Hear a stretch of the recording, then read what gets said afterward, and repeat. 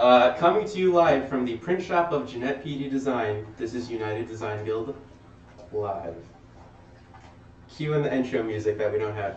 Alright, welcome to United Design Guild Live. I am joined tonight by Lou Pidi and Jeanette Pidi, the father-daughter kick-ass print team. And tonight, we have a treat for you.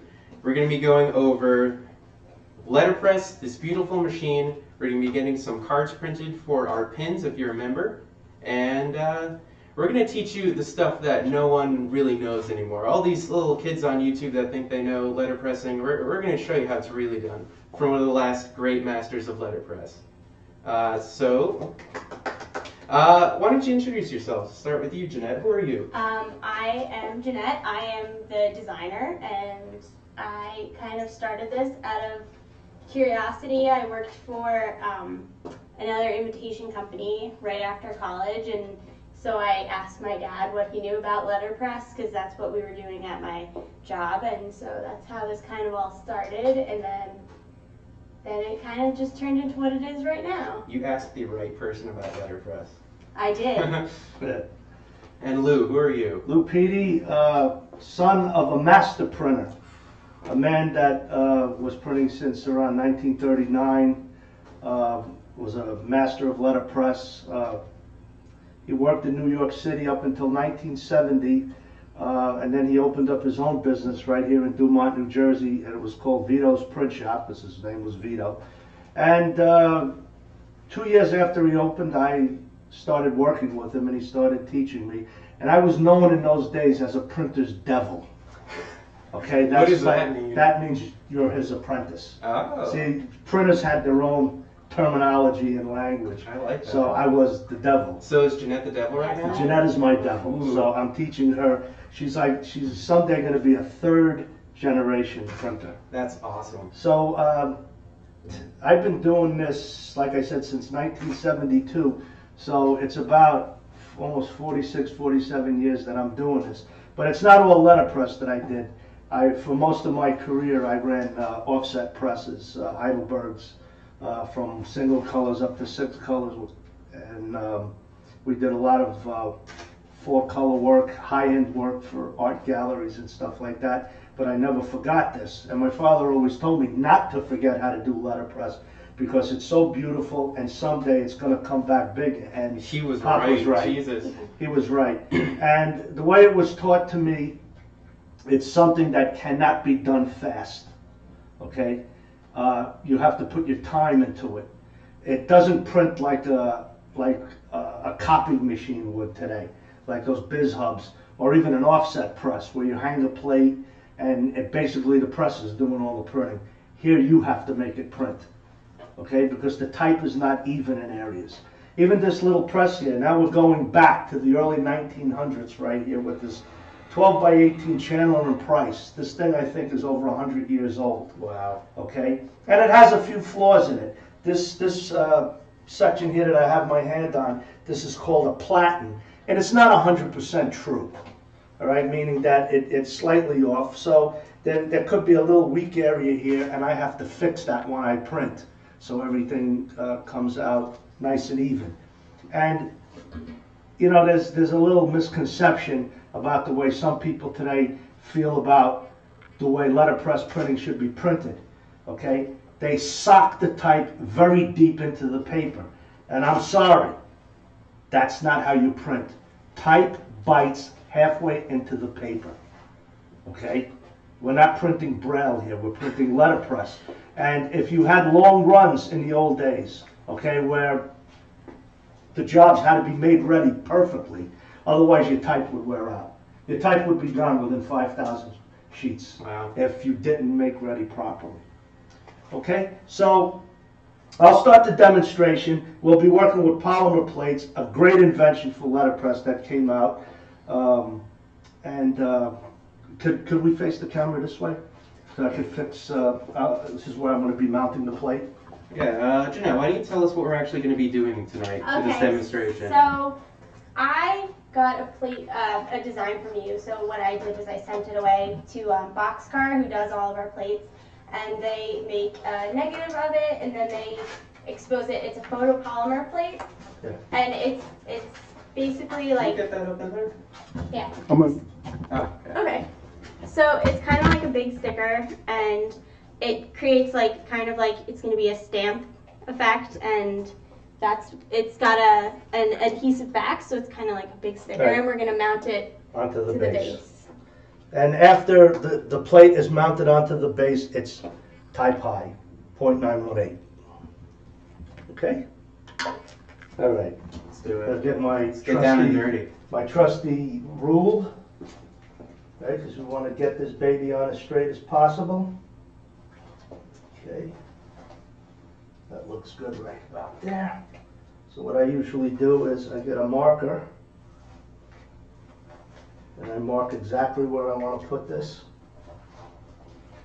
I go here and here. Okay. Now the fun part, getting the, the backing off. There we go. See, there's a backing here. Peel it off. Okay. Do you have one shot at this? No, Okay. no. We want to get it on as straight as possible because, you know, even though you can peel it off, I like to get it on right the first time. And if it's a little crooked, I can always swing the form, which if it does happen, I'll show you how that goes. And I don't have a stone right now, so I'm using a bed of a cylinder press. This is a 12 by 18 Little Giant.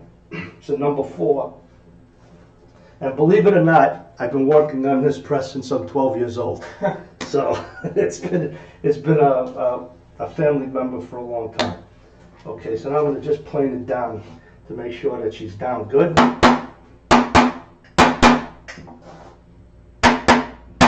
And in the old days when we ran type, if you didn't plane your form down right, the impression was all over the place. So planing down was a very important thing in letterpress. Okay, our form is ready. Now we're going to go to the press, and I'm going to pack the press. I use Timpin paper. So I use 2 sheets of Timpin. One is my top sheet, and the bottom sheet is called a hanger for the make ready. All right, so you put that in. Can you explain what a make ready is? Well, make ready is setting the press ready to run. Okay, putting your guides on, in case on this press, strapping your guides on, getting position, and then evening out the impression, which is the most important thing. The impression has to be evened out perfectly. What happens if it's not even? It's not going to print right. You're going to break away, right, while you're printing. The first 5, 6, 10 sheets might look good, but then it's going to start breaking away on you. Okay, so it's very important.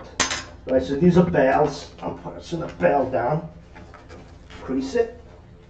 Okay. Then I put, this is called packing. I'm going to pack the press. This goes underneath. One of these.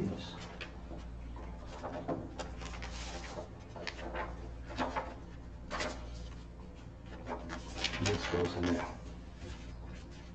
Okay. And you want to pull this that it's nice and tight. Okay. Then we do a nice job and trim this away. You can't tear it, but I like to cut it so it looks nice. You can. All right. Now we ink up the press.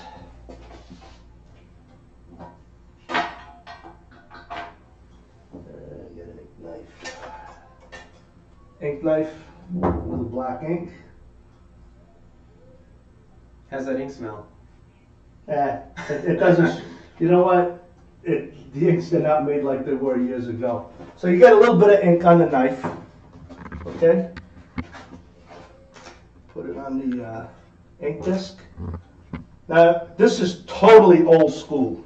There's no ink fountain on here. This is how we So- like it, old school. That's So what we do. you know you gotta watch the job because you have to add ink on manually. Years ago, like back here, we would have like a little pony fountain where the ink roller would come up and touch it and replenish it every time. But you know this is a little job press. So it's run by by my leg because there's no power to this, even though it does have a motor mount and a flywheel. But I like it old school. So you're actually burning calories doing this. Yeah. It's kind of like a workout. Absolutely. So you just keep running the press, ink up the rollers till the ink is really broken in nice, because you got to break the ink down. Okay? So let's just There's something really pleasing about seeing all these pieces just move over each other like that. It's really amazing, right? I could watch this for like hours. I like the sound of the rollers hitting the ink disc. Yeah. You see the way the ink is breaking down now? Yeah. You got to chop it up really good. And what happens if you weren't so thorough in getting the ink down? It'll clog up your type. So it's got to be, the more distribution you have, the better it is. And these are very basic. Like your distributor rollers or your form rollers. Okay, like on the other press in the back, you have an ink fountain, you have ink distributors, you got form rollers, you got a steel vibrator that breaks the ink down. All right, this is good. Okay. All right, now we're going to get the form. How old did you say this machine was? It's over 100 years old. That's amazing. Okay, so we get the form. Goes in here. Now, I'm going to show you something. There's movement in this chase. All Chandler and Prices have this. Now, you got to keep this in mind if you're running a register job, okay? The only thing that's holding this chase in is this pin right over here. So what we always did, we put a screwdriver in here. Now watch the way the chase is going to shift over. Now watch. That's a big move if you're running a register job. So being that this is just a one color black job, you could just slide it over like I did and it'll be fine. Now if we were running two colors that were in register, you get some paper and we chalk it in here so the form doesn't move. You know? I like that. It's very Okay, that's something that probably not many know. All right, so now we're going to pull an impression on the packing, and then we're going to measure it off, and we'll set the guides. Okay? Bring the lever back. Now the press is on impression. There you go. Oh, wow. Okay? Oh, it is weak. Yeah, it's weak over there. See, if you look at the packing here, this area here is a little bit weak. It's like I said, the platen is old. It's over 100 years old. It's not true. But we'll fix that. Okay, let me get a sheet of paper. There's the paper we're running. It's a 111-pound Strathmore letterpress sheet. So what you want to really try to do is get it in the center, even though we have plenty of trim on this job, you know, to trim around on it, you know, so you can basically do it by eye. So I like to measure everything. So this is 19 picus, and I got 30 here. Okay. So 4.5 picus here. So what I'll do now is get my pen. Thank you. It's my job. Oh, Is that true? Yeah. How active are you when you're doing this? Well, we did run a job where I was the ink fountain, so every few impressions we Oh, you're pulled, saying like- I would just tap some ink on there, and then I have run a few jobs, but nothing like, none of the big stuff yet. I've done the bookmarks on my Etsy store, and I did some cards. Yeah, plug the Etsy store. Yes. Buy some stuff. Yeah, Jeanette Pidi Design on Etsy. We print all of our cards here, so everything is pretty much letterpress printed.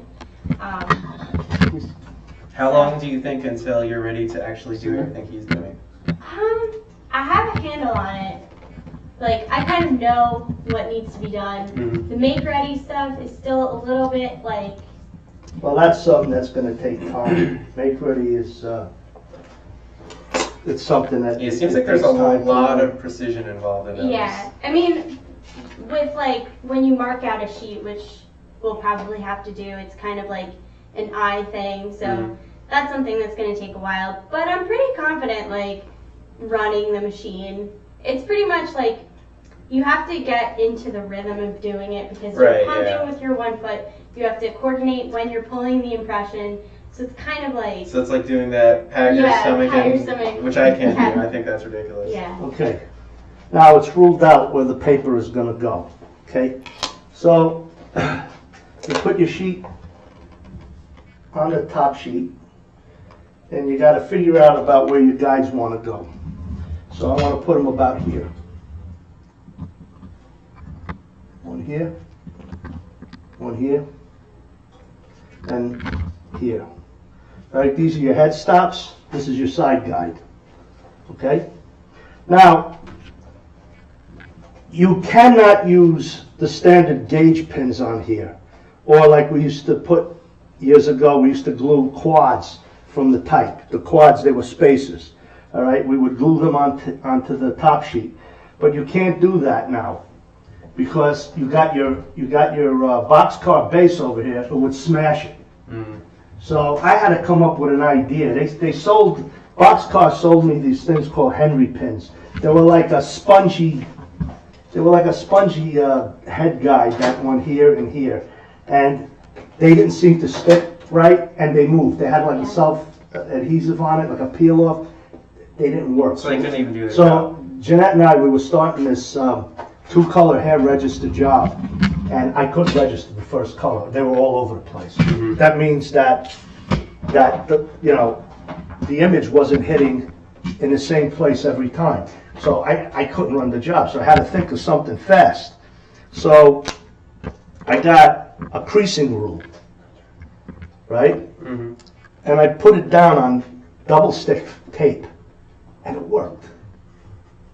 It's thin. It was big. It was thick enough to hold the sheet, and they hit right. Every single one hit Well, right on the I money. have the job. So you see, that's another thing. When you become a printer, yeah. Well, you gotta Ooh, Yeah. that's nice. like you Yeah, could that's see. You could see when Jeanette she drew this tree, Yeah, how the flowers. See how the flowers all hit. that's amazing. Can you? Yeah, just get that right. That's incredible. Stare at that for a second, and there we go. Okay. All right. So I Good got job this. on that. I got this double stick tape that I've been using. This is Tessa tape. We used to use these on the transfer cylinders on the big presses to hold them down. This tape, once you put it down, it's down. That's it. So what I do is I cut pieces, and now I'm going to stick this here. Very carefully try to get it right on the line. Okay.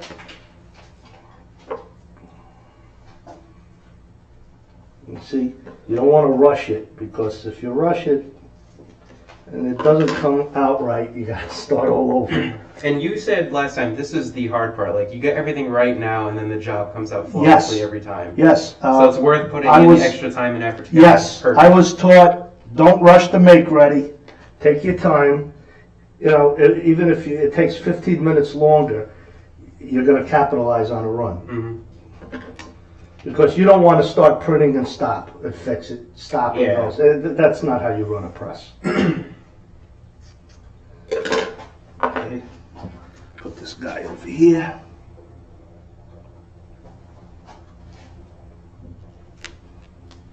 Okay. All right. Now, before I put those on, let me scoot in here a second. Get this pad, a little bit of type wash. And let's clean this pack in here. What is type wash? It's an alcohol. What it does is, you put it on a brush and you scrub your type out, you get the ink out. But I want to dry this, so let's get this off. Should I get some powder? Yes. It's right here, Jeanette. I simplified it right here. So a little pinch of powder. And what is that? This helps dry. Okay? See that? Mm-hmm. And get a rag. Wipe that off. Okay. Now, let me get this knife. Then we're going to open up here.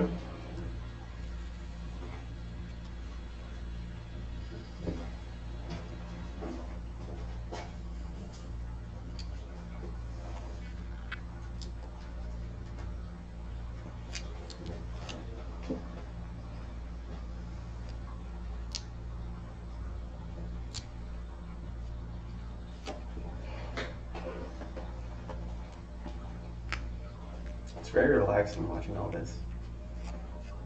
You know what? To me, this is more like a hobby. You know, Yeah. after running all those heavy duty forms and all that intricate work I used to do, I really enjoy doing this. It's Is this I like second nature to you now, doing all this? yeah, yeah. Because you know, it's like anything else. When you, it took a long time to learn it, Mm-hmm. and then once you learn, it's like anything else. How long did you think it took you to like get to Well, I master this kind of stuff? I was putting jobs on when I was about 15 years old. So I wasn't doing anything that serious when I was 16 years old, I was running a 22-inch offset press, and I was running 4-color work on it. So, you know. Okay, see how that goes? Mm-hmm. There's one. Okay.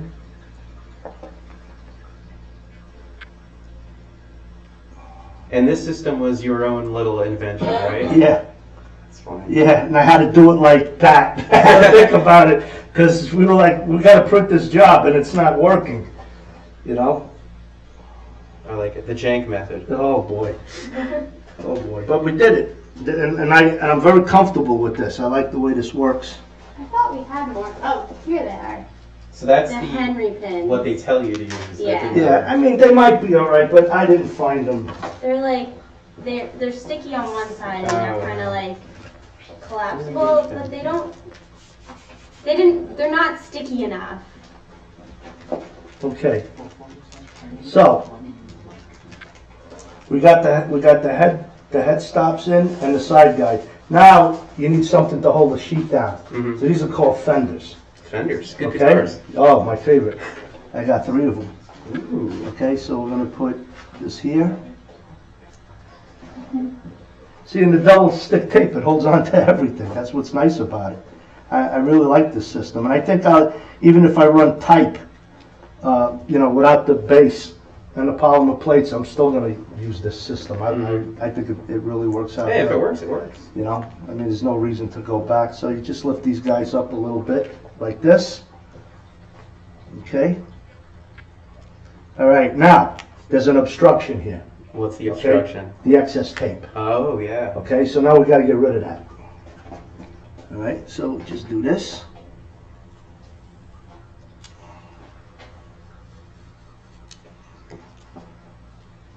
And you wanna peel it backwards.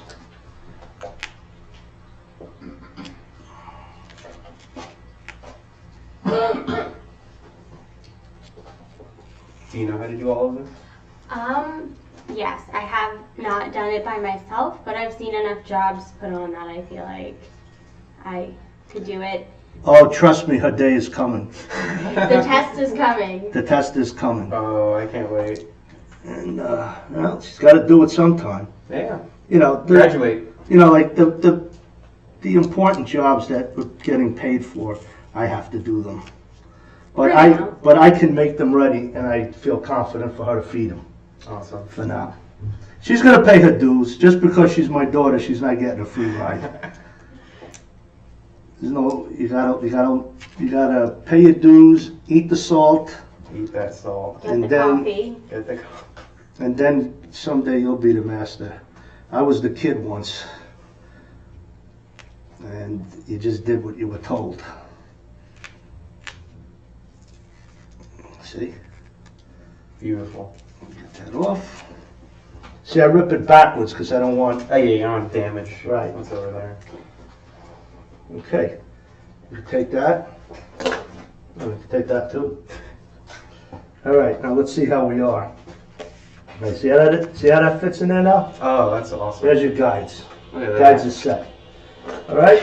Now, it doesn't mean it's straight. I got to see now if I'm straight. If not, we know how to fix that. Okay, so we're going to pull the sheet now.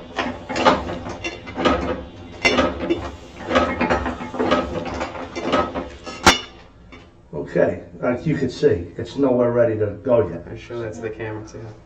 Get that. See, it's Point out the broken away. flaws. What's wrong with it? First of all, it needs more impression. It's a little weak. See, I'm looking at the back. Mm-hmm. Okay, it needs a little impression. It's going to need ink too. That's going to need ink. Yeah. It's a very porous paper too. Okay, so here's what she looks like now. Okay, see, it's all broken away. That's normal. Now what I'm going to do is I'm going to back it up and check straightness. That's the best way to do it. Okay, so pull another sheet.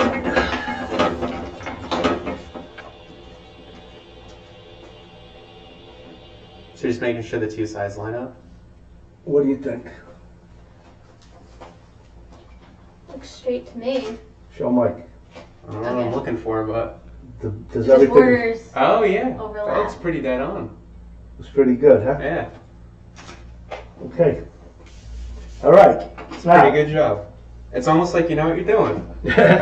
all right. Now, we really don't have to get any set position on this because the job is going to trim out. I believe these cut out the business card Yep. size. Okay. I'll tell you right now. I bet you it's a pica all the way around, and it is. Ooh. See, you got 10 picas this way and 19, I bet, this way. Yes. So when we cut this, a pica is a measurement right here.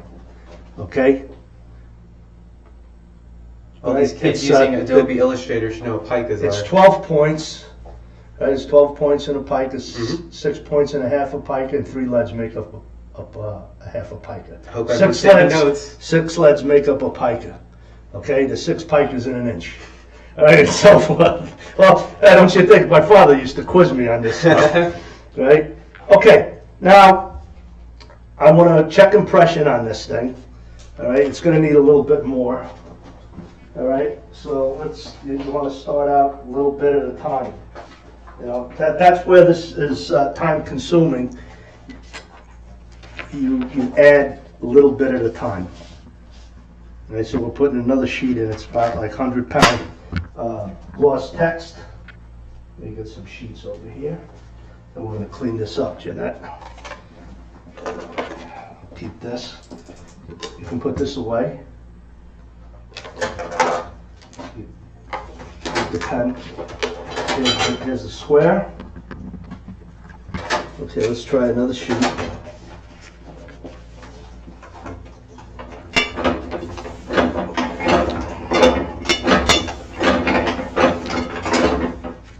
I'm not interested in color yet. Okay? I just want to see where we are. I'm going to have to shut this light for a minute. Now, do you see the impression here, Mike? Yes. You see it's a little heavy back here, but she's weak in here, right? Yeah. Okay, we have to fix that. All right? But being that this thing is so, it's so porous, this paper, I think we're going to add another sheet in there, and then we're going to start marking out. Okay? So, let's try another 100. And what is adding these sheets doing?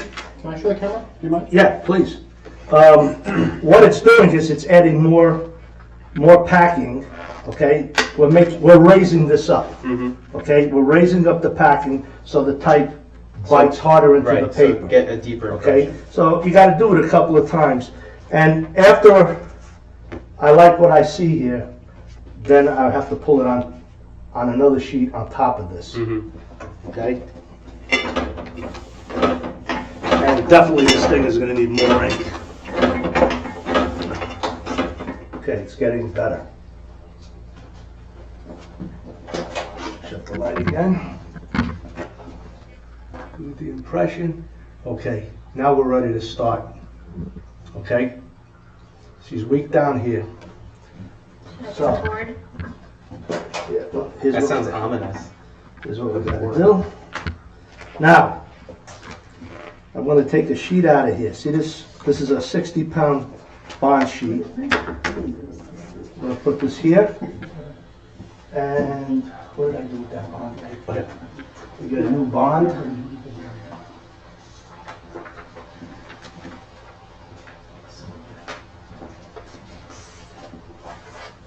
Okay, this is called an overlay make ready.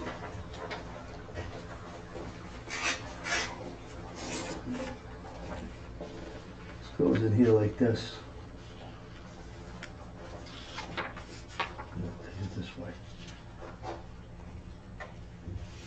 Okay.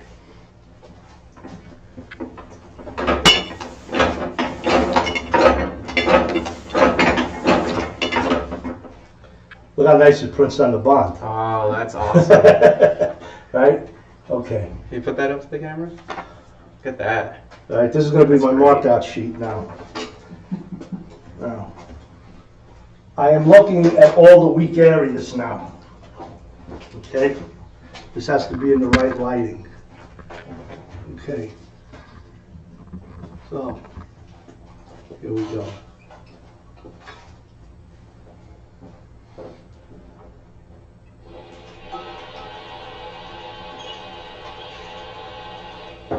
Tweak there. Tweak here.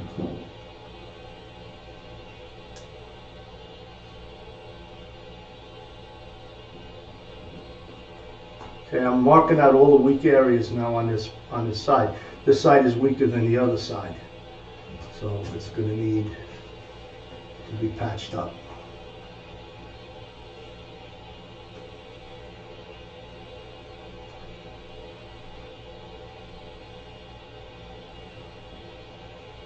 So good. Over here, like this.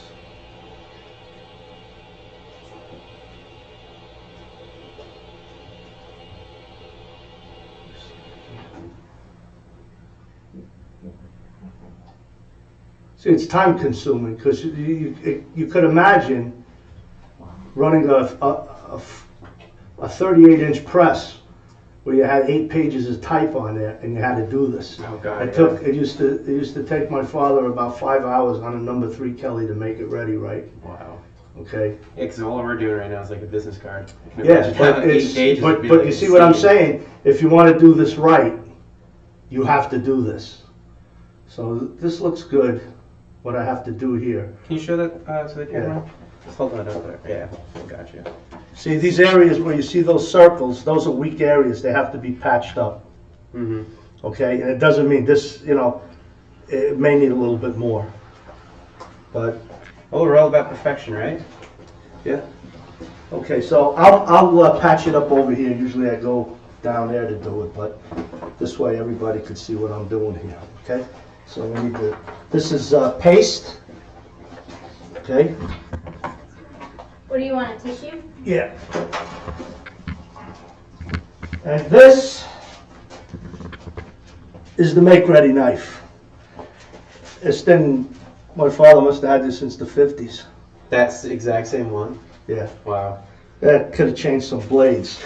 Now, as you can see, this is tissue. Okay? Yeah. This tissue is about 40 years old. My father took a lot of this stuff when he left his job, when the place shut down. They were going to throw it out, so he took it. Okay, so now I have to patch all this up. Okay? So you get a little bit of glue. Okay, not too much, because if you put too much, it adds to it. Okay? So now we got to patch this whole thing up here like this. So you're just going to put little spots of tissue over every area that was weak? Yep. One there. Do you have a limited supply of this tissue? No. I think we have enough for a while, but I think we could get it from French Paper Company. Ooh, French. We all love them. Okay. Love French. Check them out. So, Do you print on French paper a lot? We've done a couple jobs on French paper. We used the pink paper we did for a job was their construction pink. And I think we did another save the date on the French paper. They have some good stuff. I like how they name their paper too, like speckle tone. Yeah. It's They great. have some cool colors. Like I'm dying to use their like neon colors for something. Someone have a wedding where you need neon colors, and then get it done with the PDs here. We also do other stuff too. Yeah, what else do you do other than that? So Any kind of letterpress. anything you can need printing for, and like we don't only design and print. Like we also do, like if you wanted to send me a job, like I'll set it up and get the plates, and then we can print it for you. So we do trade work. So if anybody's looking for letterpress. Do you have any other examples kind of just lying around? Yeah. So. Ooh, I see some nice stuff already. Yeah. So this is a wedding invitation we did. And that's a Will. He'll get this on the camera.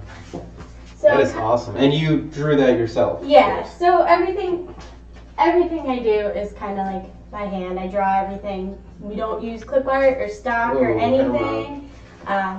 So I kind of, for this particular wedding, she got married in like a really cool like industrial space. So what I started out doing is I'll ask your basic like questions like, where's your wedding? What time of year is it at? And then she was like, I really don't know what I want. She's like, I know I want letterpress, but I don't know in terms of design. So I looked up her wedding venue, and they had these really cool like starburst chandeliers. Ooh. So I was like, okay, well, it's an industrial space, so I think we should go like geometric. And the only kind of limits she gave me was she was like, I want gold and I want navy blue. So we kind of took that and we kind of like went through, and it really kind of nowadays you're branding your wedding when you do invitations. Oh yeah, of course. So it kind of carries through, and then like we made a monogram for her, and so she used that monogram for everything throughout her whole wedding. So it's kind of like in that kind of that shape that just started out from us looking at one of the light fixtures in the That's space. great. And is that gold printed on the envelope too? Yeah, so That's nice. it's gold ink. And then we also do like digital and letterpress jobs in that. Like I'll do like a watercolor and we print it. First it's digitally printed, and then we'll go back in and print the type letterpress. That's awesome. And then, so, Inside the envelope too, that's so yeah, cool. then we've done like envelope liners. And then, so, we showed you the example of the 2-color job, but then like, so I've also done some business cards. This was for Yeah. a registered dietitian, nutritionist, and she wanted something like a fruit or a vegetable that was kind of really her only comments, and so we printed this on the thick paper, which is 220 pound. Hey, Beth wants to know how it was printing metallic ink on a dark paper. It's like any other Just job. like any other job. Is there no difference at all with No. metallic ink? No, well, what you have to do is you have to max it out with dryers, okay? Mm-hmm. Because, you see, like, when you're running like a metallic ink on a non-porous paper that's like smooth, it doesn't absorb into the paper, it dries on top. Oh, okay. All right, so they do sell metallic inks, or 100% solids is another name. They're maxed out with dryers, Mm-hmm. okay? All right, I got the make ready patched up with the tissue paper and everything, okay? So now I'm gonna put it back on the packing, like this, okay? Let me get my other knife, because I want to keep that guy sharp. Now I'm gonna stab it into place, okay? Stab it. Because if it's not in exact place, it doesn't work. Right. Okay? So we're gonna mark it here. See, I'm going through the 2 sheets, and we're gonna hang this. We're gonna put this on the hanger. Okay. Okay. All right. Jen, hold the packet up. Okay. I don't know if you can see this or not, but there's markings in here from the knife. I'm going to lay it right on the knife marks. Okay. Tape. You got another one?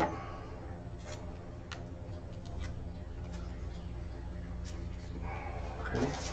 Put this in.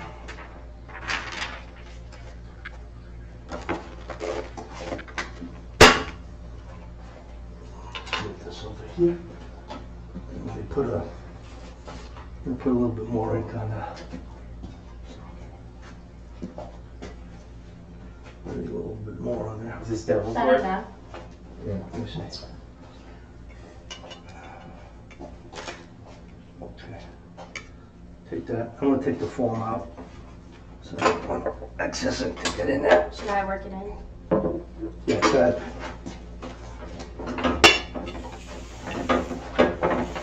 See, when you're adding that kind of ink, I don't want to plug up the foam. Right.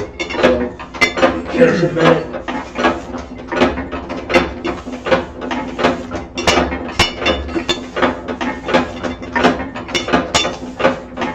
like the most workout an average designer gets in a day. Yeah. And you can't do it with your other leg.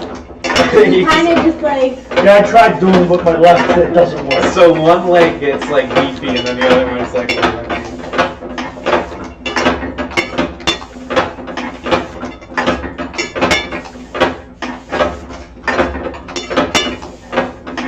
Alright, that's good.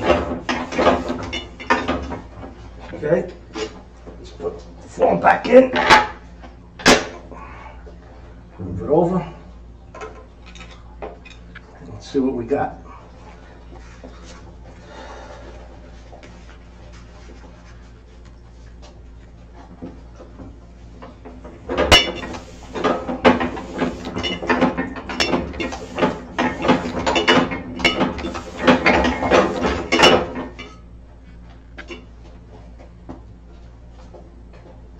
Impression looks pretty good. Just see, it's just that this paper needs more ink. Yeah. It's okay. I want to just cut this light a second. Is that even? Yeah. Let's put it to the light. Do you mind if I? You can turn that light off. Am I? Yeah, because I want to take a better look at the impression. Can you see that at all on camera? I got there a little bit, you know. All right. Let's get the idea across. It's like all guessing games, you know. Okay. Now, she looks pretty even. Okay? Impression is good. Now, what we can do is we can put another sheet overall. Mm-hmm. Okay? And that's, and we should be in. You know what we're gonna do? Beth wants to know how you know it's a pressure issue or an ink issue. Usually, when it's not printing sharp, it's an impression issue. Okay? Where you don't have everything showing up properly. Okay. Okay? But then, if you see like this is the last sheet. Yeah. If you see like she's just a little broken away over here, but I looked at the back for the impression, and the impression looked pretty good. So we just got to work the ink in, and we're not going to be too much longer. So what I'm going to do here is I'm going to take out this sheet, and I'm going to put in a manila. It's a little heavier. Okay. And you know what, Mike? We may end up putting this back in. So, you know, it's all trial and error. Is this That's all when you just get like it right. random bits of paper that like? Well, see, this was an offset job that I did. It was waste, and there's no impression on it, so I could just use it for It's this. recycling paper. Hey, you know, you gotta. That's right. You gotta recycle it, and you Yeah. gotta use what you got. This is a green print shop. Right. Okay. So this paper could take a little bit of punch. It's getting better. All right, and I honestly think I could put that other sheet in out too. See, Mike, look at it. Yeah, See that impression? Yeah. See how nice and even that is? That's That's all that tissue paper, but I can still use a little more.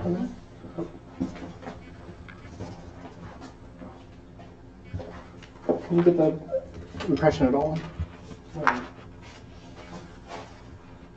Yeah, that's the one thing I find. It's very hard to take photos of letterpress and get it to like. We'll get better photos another day. Yeah.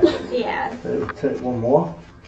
So you could see that the process takes time if you want to do it right. Yeah, I want to say we So- started at 8 and it's 8:45, and Okay. so 45 minutes of just preparation to Right. do the job. I mean, if I was just working on my own, you know, I would get it going a little faster because I Yeah. wouldn't be explaining it.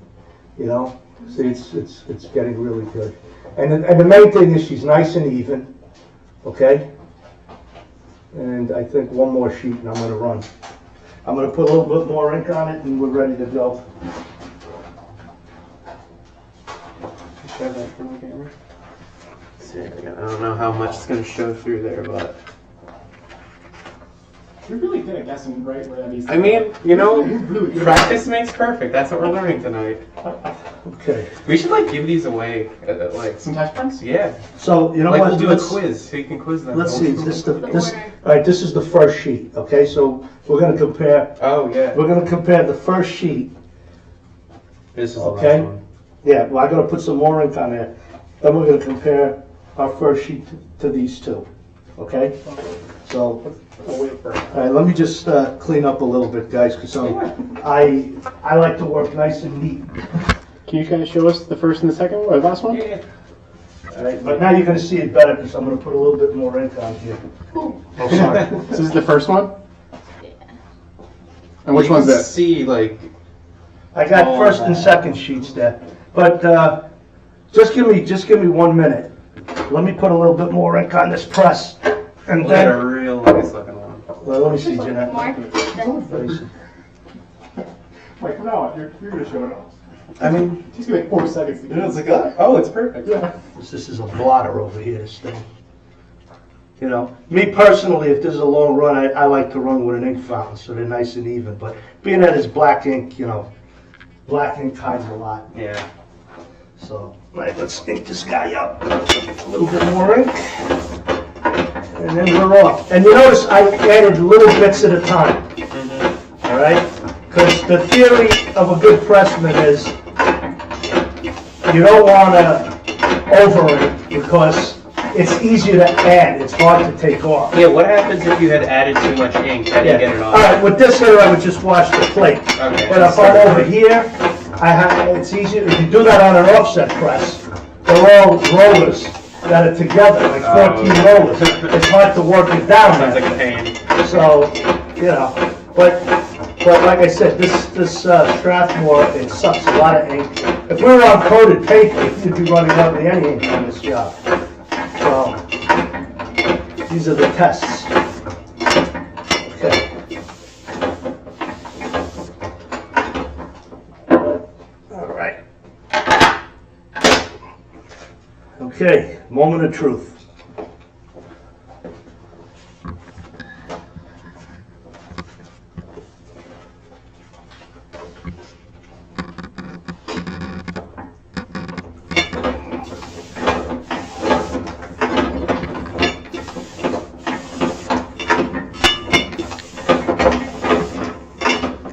Ooh.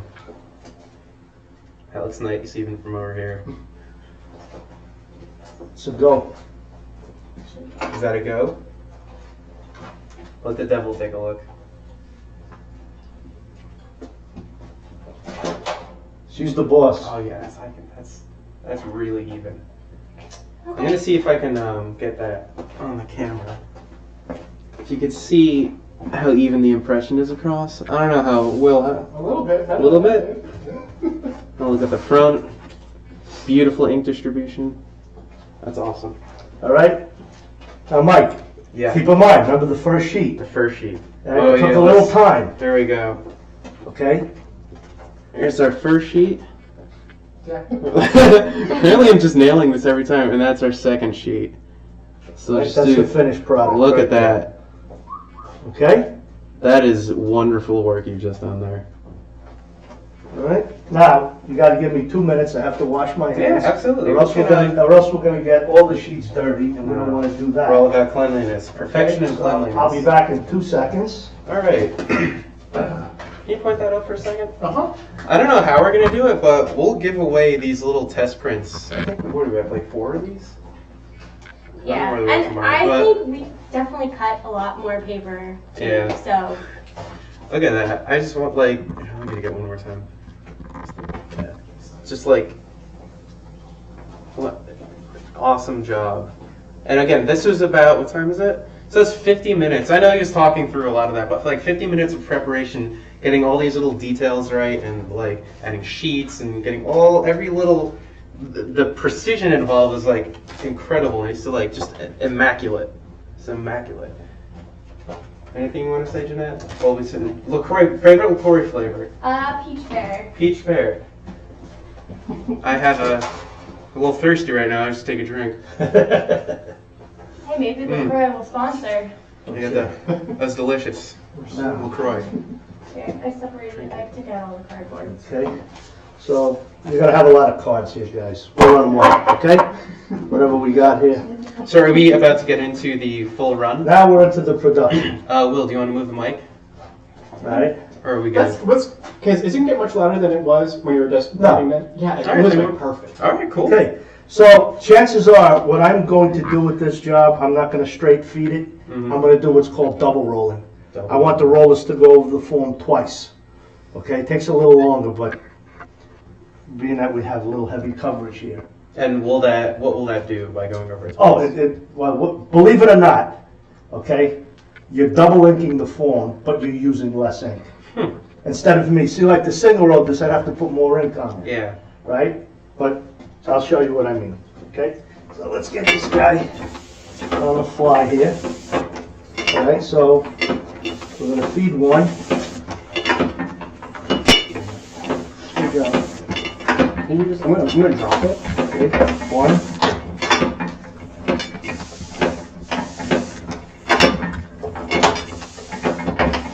So you lay them out like this.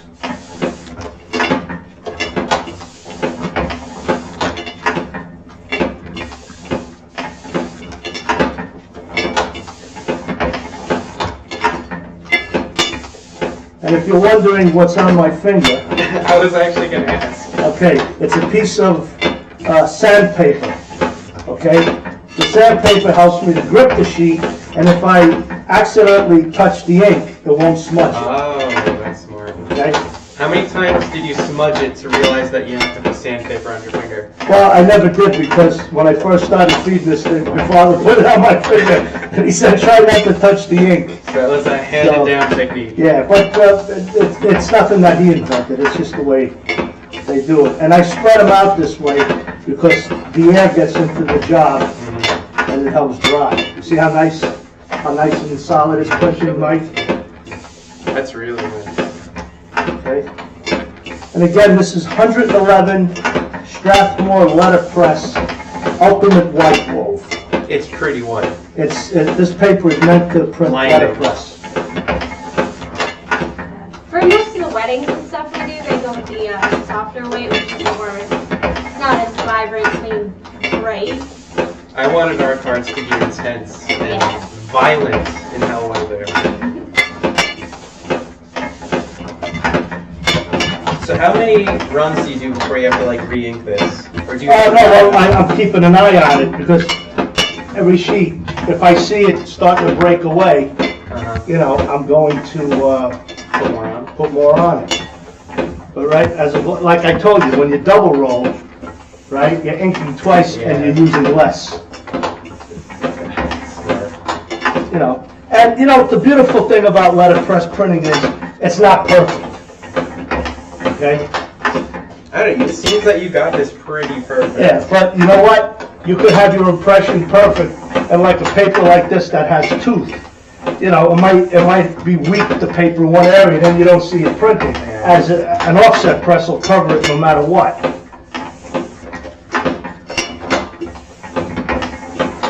Okay, take a look.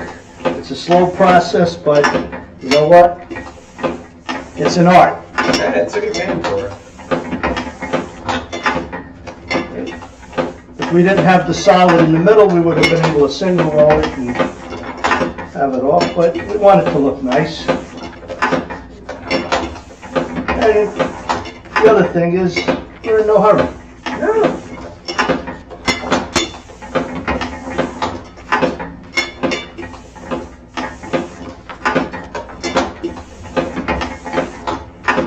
So we're now very nice, very happy with it. I don't think I'd ever be able to do the amount of multitasking that you're doing right now. Like flip and crank and. Well, it was a little I had to get used to it, you know, because the other one that I ran when I was younger had motor on it. Oh. So I didn't have to. That's like cheating. Yeah. But this is old school. This is it. We're back in 1930 over here. Yeah, I mean, I found that, like, it takes a few times to get the rhythm going, but once you get the rhythm down, then, yeah.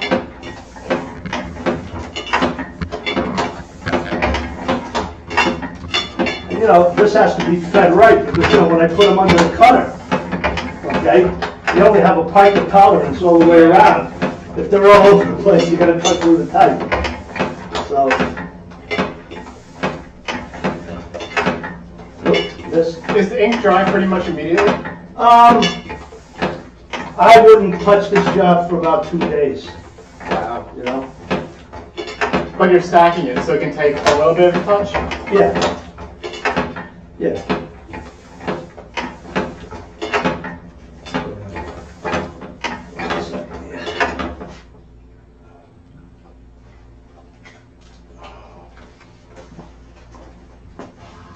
Jen, give me some powder, please. Just want to make it a little bit smooth. The powder helps it. What's the powder do? It helps the sheet slide a little bit. You know, these are brand new rules I put on for the guides, and they're a little like rough. You know, as you use them, they smooth out a little bit. Jensen with a great question. Oh, Jed, I figured it's about any time that we Yeah. He said, ruin the whole one thing. calf muscle bigger than the other? Probably so. Yeah, I mean, doing it for as many years as you have, I wonder if, like, do you have one leg that's like jacked? Well, to be honest with you all, I've only been doing this again for about 1.5 years. Right. Okay, because that day that Jeanette asked me, Dad, do you know anything about letterpress printing? And I says, yeah, a little bit. A little bit. Yeah, we are at this machine about 2 years ago from this guy in Massachusetts. So, Did you have to go and get it? And well, we drove there to go look at it, and did the same people? Yeah, I sent machine company, riggers to go get it. Because you know what, we probably could have moved it ourselves, but the thing is an antique. yeah. You know, I mean, I'm not a rigger. God forbid it tipped over and I broke it, you know? Yeah, you don't want to damage this thing. So, you know, it cost us about, what, $1,300 to move it. But it was worth it. Because, you know, I didn't want to take the chance. Yeah. How much maintenance goes into keeping this thing working? Just oil it. Just oil, wow. Yeah, let's just put a little touch of ink on there, Jen.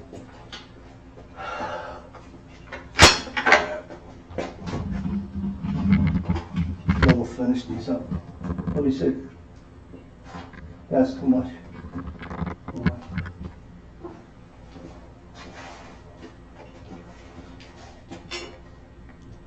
A little bit more, that's all. See, they're all right, but I see it starting to break a little bit. Yeah, that's all you gotta do, Mike. You just gotta keep your eye on it. See, when we fire up the windmill, then we got an ink fountain in it. We got distributor rollers. It's gonna print really nice, that machine. I can't wait to get it going. Yeah, I have to have another demo for that I should say a big thank you to Montclair State for just pretty much giving it to us. then. For Oh, nothing. yeah, shout out. Can you do this one? That one. We'll get the camera over on that Yeah. after, but we have the beautiful Heidelberg sitting right there. Jen was asking where it was. I said we show him at the end. Yeah, it's like literally a foot away from where we are right now, Don't Jay. worry about the camera. Yeah.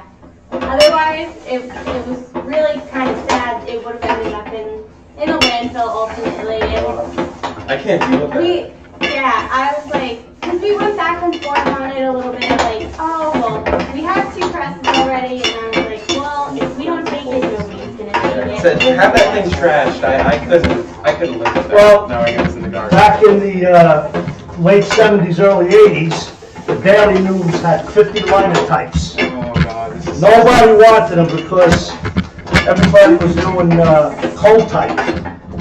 Okay, they were setting up on the IBM Composer, and then the computer type came out, and now what like Jeanette does and you guys. Now that this trend is back with letterpress, people are looking for them. And now I hope I don't make everybody upset that loves letterpress. But you know what happened to those linotypes? Nobody wanted them. They took the windows out on the floor where the linotypes were. They got a bulldozer and they pushed them into dumpsters. that hurts. beautiful working machines gone. And that was sad.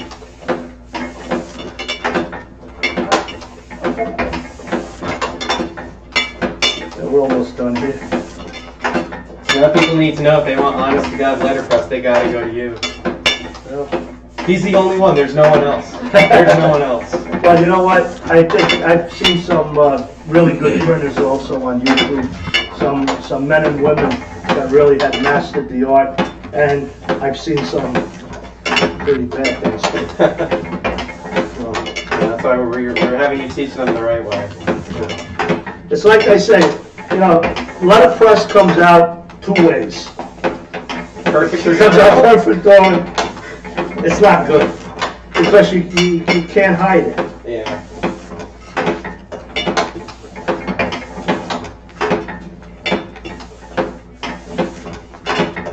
Anything else from Jet?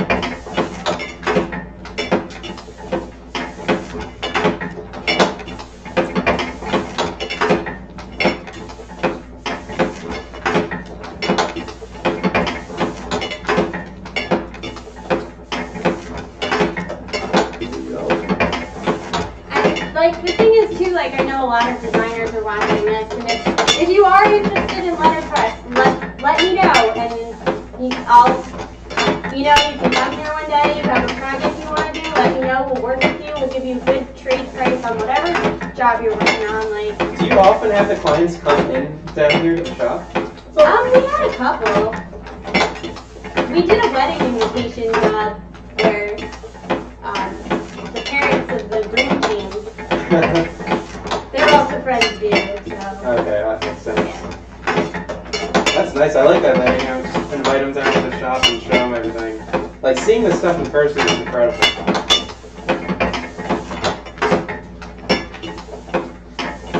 And then we had a fellow live streamer. Oh right, David. Yeah, Remember he David came from the down third and one? We did his invitation. He designed and set them up. I made the tape. He came down. We printed. He was a good sport. There you go. Awesome. Can I have one of those to show the camera? Look at that. Wonderful. Did I do it again? Centered. Look at that, centered perfectly. So you catch a little light on that. That's great. So it's 9:05. We've got about 20 minutes left at most. Let's play with that 20 minutes. What can we do in 20 minutes? What else do we have to do with this job here? Well, this is basically done for now. I gotta wash the press up, Right. but we could just lay these over here. I'm gonna give them, let's see, I probably won't cut them till Monday. Let them dry out. Yeah, so nice. in the end, what those are is where's my pen? I have it in my pocket. That will be the back of it'll be the pin card. So our beautiful UDG pins, centered, did I get it? Closer, just telling me. If you're not a member of the United Design Guild, you can sign up and you get this wonderful pin, which will come on a letterpress pin back done right here. You just saw it happen, so I'm not lying. Yeah, how should we round out our 20 minutes? We could I think, do you want to walk us through the 3 machines you have right here? Sure. That'd be cool. Will, Yeah. good idea? Yeah. Want to follow us around? All right, so as the press we worked on was an 8x12 Chandler and Price, okay? Jeanette, you could throw that tissue out. And this press over here, this is a 12x18 little giant. It was made by ATF, and I believe this press was originally built around 1950. Wow. Okay. And what is that? I know it's probably a dumb question. What do you use that for? Oh, it's a letterpress. This is a cylinder letterpress. Okay. Its capacity is 12 inches by 18 inches. Okay. And what goes on with this press is it has a feeder. Okay, over here. This is a feed board. Let me bring this down. Right, here's your feeder. Suckers pick up the sheet, brings it down the headboard. Side guy pushes it over, and then the grippers grab it, and the sheet goes around. Right, and a form goes in here. I was using this for a lockup stove because I don't have the stove. But yeah, we got this press since 1971. Wow. Yeah, there's a man, his name was Jack Popkins. He was a great man, a very nice man. He sold, we had actually 2 of these, but he was the type of guy that, my father was just starting out. The press was $2,500 back then. That was a few bucks, and he financed it for my father for a year, interest-free. Oh, so nice. we made him an even payment every month, and that was really nice of the guy. But he was a very nice man. If you ever had a problem with the machine or anything, he came down and he took care of it. And what kind of maintenance does this need? You know something, Mike? These machines, if you just grease them and oil them, they'll be perfect. they're perfect. Wow. And unless you have an accident, something happens. But they're basically, they just run. they're just great machines. And I'll close it Beautiful up. piece of hardware. Okay. And like Jeanette had said before, Yeah, I don't know how. Professor- We're just going to pivot our camera around here to the Heidelberg. This from is the Lafayette Heidelberg State window. University. No, you're good. You're good. You're good. You look forward, I'd say. yeah, we got this from Professor Luttrop, called up Jeanette and wanted to know if we wanted this machine. So the MSU designers watching should recognize this beauty. Yeah. And we haven't fired it up yet. No, it's all hooked up, but I want to put new rollers on it, and I have to buy the base yet from Boxcar. And to be honest with you, I have a friend of mine that's going to come down and show me the ins and outs on the machine, because even though I set it up and I ran sheets on it, I want to learn the ins and outs on it. Right. And my friend was laughing at me. He says, "Oh my God, Lou, compared to those presses that you worked on in your day, this thing's a piece of cake." So I was like, all right, but unless somebody shows me, I feel better that way. Right. And hey, listen, I think this is a good little team we got over here, Jeanette and I, and Yeah, father-daughter team. Can't beat she it. sets it up, and the thing is, it's not like other places, not knocking anybody down by all means. No, knock them please. down. It's fine. Why not? She designs it, I print it, so it doesn't have to go anywhere. Right? Yeah, that's what I like the most about the system, is that it never leaves. It's like Right. Jeanette can design it from the initial sketch, get it on the computer, have it printed by you here, and it never has to leave the And two of you. Beth had another question. Oh, what's that? She says, is there any advice while designing for letterpress? Tell about the screens. Stay away from like halftones and screens, really. I mean, you can do it, but the dots have to be pretty big. I did do a job where I put some like shading halftones in, and they were just too small, and they kind of just plugged up, and it wasn't great. So I've had the best luck with just basic line drawings and vector art. You don't want to use like no gradients, nothing like that. It really just works. It's very similar to if you've done screen printing and how you set up your files, and you have to, it's easy if you want to do multiple colors to set up different layers. But yeah, I would just stay away from halftones. I haven't had good luck with But, however, okay, There's a but. there's a but. Okay, we're talking about printing like on uncoated papers. All right, in our day, we ran halftones, we ran screens, we ran everything on letterpress, but it was on coated stock. Okay, it's very hard to print a halftone on uncoated paper. So there was times like on the big Kellys and everything, those presses with 20, 34, 38-inch presses, they're big machines. You were running publications, and you had everything in those forms. You had halftones, you had screens, you had foundry type, you had electrodes. You guys don't even know what I'm talking about, probably. And foundry type, liner type, Ludlow type. Everything was in these forms, okay? And we were able to print.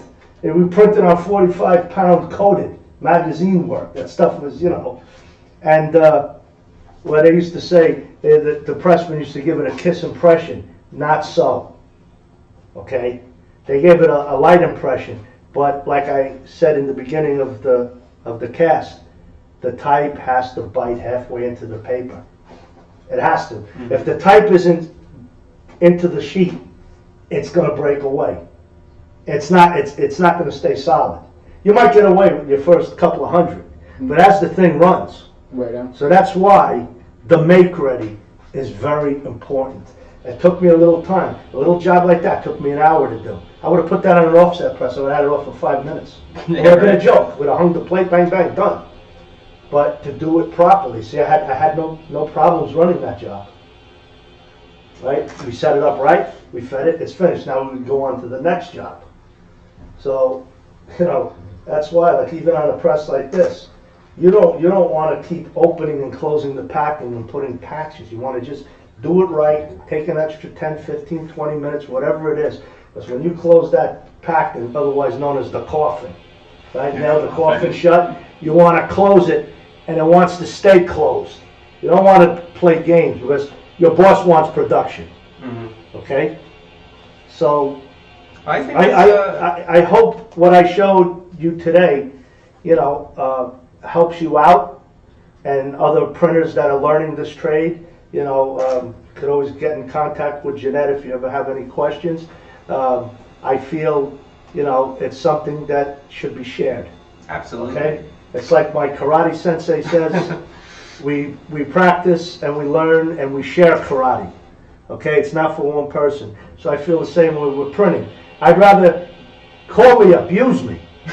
All right? I'll give you advice on how to do certain jobs.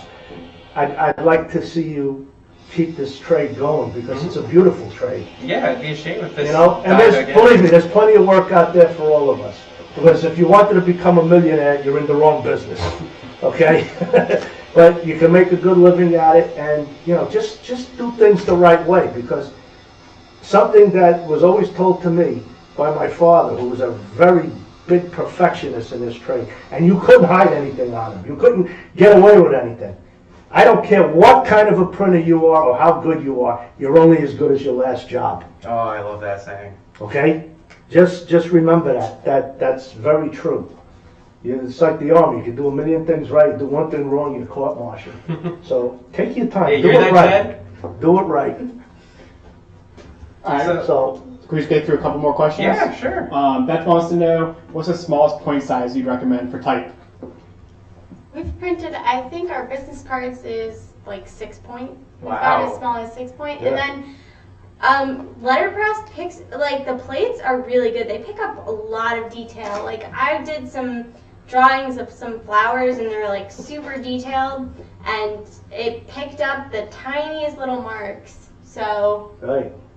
And I think I have some foundry type over there. It's cast on 6 point, but I think it's like 4. That's very incredible. very small type. Read the small caption on the Yeah. bottom. But like years ago, like the realtors, they were notorious for business cards. They used to put a flyer on a business card, so you had to use small type to get it all on there. Otherwise, you had to make it oversized, and they didn't like that. What else we got? I think that might be it. Oh, I was waiting for more, but I think that's it. hey, all right. Well, I think this is a real treat seeing the master at work. It's really, again, it's like really soothing to watch all the little perfections and the lines and getting everything right. So that was great. Before we end, though, I really want you guys to show your matching tattoos. That is really amazing. We got that in there? Yeah, step up to Yeah. the camera. That is ultimate design nerd right there. I love it. Color bars and crop marks. Or matching tattoos. All right, where can we find you? Plug yourself. So our Instagram is Jeanette Pidi at Jeanette Pidi Design. Website is www.JeanettePidiDesign.com, and we're just Jeanette Pidi Design on Facebook. And if you ever need any other commercial work, I work here at Keystone Printing. We do 4-color, 2-color, 1-color. We have digital presses. For all your printing needs, just call me, Lou, Janice, or Mike, and we'd be happy to help you out. Keystone Printing, Dumont, New Jersey. Awesome. Will, can you paper that to me for 1 second? We'll close this up. Step up. So, am I centered? Did I Yeah, center myself keep correctly? coming. Oh, I can see myself over there.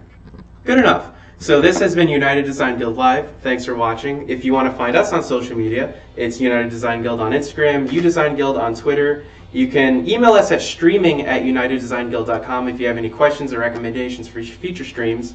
And check us out. Thanks for watching. you should become a member. Are we archiving this one, or is this going to be available to everyone, Will? This might be available to everyone later on. Yeah. Sure, yeah. Yeah. So some of our streams are for members only once they're done. If you become a member, it's like $60 for a year. It's amazing. You get this, hold on. Amazing member pin that will come on a letterpressed card by these two. And there's a bunch of other benefits to our talks, drink and draws, a bunch of other events. But thanks for tuning in. That's it. This has been United Design Guild Live. This is Lou Pidi and Jeanette Pidi, and I'm Mike Sulik, and that is that. All right, we recording? Yes. All right, everyone have their LaCroix? All right, let's take a nice swig. Oh, it's good. It's very refreshing. Very nice. LaCroix. All right, so we just wrapped up our live stream with you two. We went over some of the intense letterpress techniques of the old master, Lou Pidi. So we're just going to follow up with a couple of quick questions. Jeanette, how did you get into letterpressing to begin with? So my sophomore year of college, I interned with a graphic designer doing wedding invitations and stationery, Katie Fisher Design in Montclair, and she came to me one day and she was like, we want to start doing some letterpress printing, we want to start out with like some new business cards, and she's like, I know your dad's a printer, like, would he be able to do this? And I knew he had the Little Giant at the time, and so I came to him and I asked him, and we ended up getting like a photo engraving made, and it wasn't the best, and we weren't like happy with the cards, and like photo engraving wasn't great, and they didn't print right. So I was like, we kind of like tabled the letterpress thing, and she ended up doing something different for her business cards. And then I was like, all right, I guess it's not going to work out the way we wanted it to. Maybe we don't have the right equipment for like what's starting to get big.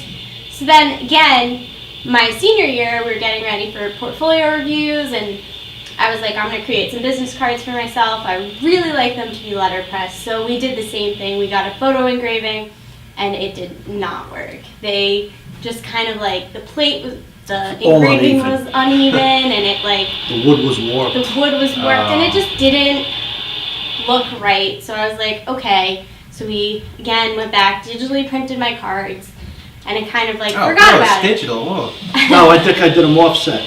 Yeah, you did I ran them offset.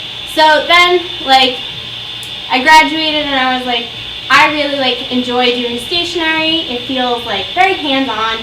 So I ended up getting a job at CC New York, and if anybody's seen her work, she does letterpress, foil stamping, and it was like it was a tough work environment, very demanding, but again, like, it was a very cool experience. We got to work with the highest quality paper. Budgets were like not really a thing. We got to do laser cut paper, foil stamping, yeah. And it was a good experience. I learned a lot. But again, it was a very demanding job. But it kind of started catching the bug a little bit. And from there, I ended up getting another job, and I was doing a lot of digital stuff. Kind of lost the hands-on effect of everything. I didn't get to draw as much. So I kind of, again, said to my dad, like, what do you know about letterpress? I want to do this. Like, I'm just kind of interested in it. And then you started doing some research, and you got in contact with this guy in Massachusetts, and we ended up buying this press about 2 years ago. Yeah. And then that's kind of where it all started. And then my first roommate kind of, she came to me, she's like, I know you worked for CC New York. I'm getting married. Can you help me with my wedding invitations? I have no idea where to start, what to do, who to go to. So that was kind of like a really great experience for me. Like, I ended up just doing them. Like, I was like, if you trust me, I'll do them. And yeah, I'm always more covered in ink than my dad. I was like, you trust me? And she's like, yeah, whatever you want. She's like, just let me know, like, what you need from me, what information. And that kind of started it for me. Like, I did her invitations, and then her brother came to me and was like, oh, I'm getting married too, can you do my invitations? So then I did her brother's invitations, and then I started posting my work, and then from there I kind of started Kind of just snowballed from snowballing. there? Oh, I don't say snowballed yet. Oh. but we're Not working on it. snowballing, but we're getting towards snowballing. Yeah. See, what the thing was, even though I did offset printing for most of my career, all right, I did a lot of letterpress in my younger days, and I never forgot it. But it's just the way we did it was different. They didn't have the polymer plates then. Okay, everything was either done from photo engravings or type, linotype or foundry type. So, you know, like Jeanette said, we had that photo engraving made, and they just weren't making them good anymore. Because they're really, what was really the need for it? All right, so I don't know. It was probably old wood that they must have had. The thing was uneven. They routed it too close to the type.